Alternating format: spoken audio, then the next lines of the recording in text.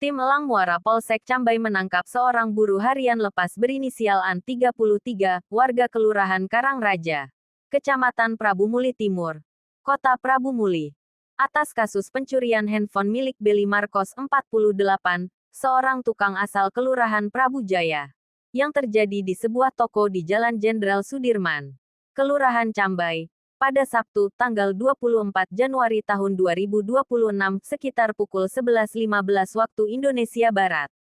Kapolres Prabu Muli AKBP Bobi Kusumawardana melalui Kapolsek Cambai Ibtu Hevi Juliansyah menjelaskan bahwa pencurian terjadi saat korban dan rekannya meninggalkan tas berisi 2 unit handphone ketika mengambil barang di gudang belakang toko, dan saat kembali tas tersebut sudah hilang. Berdasarkan laporan korban, polisi melakukan penyelidikan hingga berhasil mengamankan tersangka di kediamannya pada Senin tanggal 2 Februari tahun 2026, sekitar pukul 14 waktu Indonesia Barat, beserta barang bukti 1 unit handphone OPPO A96 dan 1 unit sepeda motor Yamaha Mio Sporty. Tersangka mengakui perbuatannya dan saat ini masih menjalani pemeriksaan di Polsek Cambai serta dijerat pasal 476 KUHP tentang pencurian. Sementara polisi mengimbau masyarakat agar lebih waspada dan tidak meninggalkan barang berharga tanpa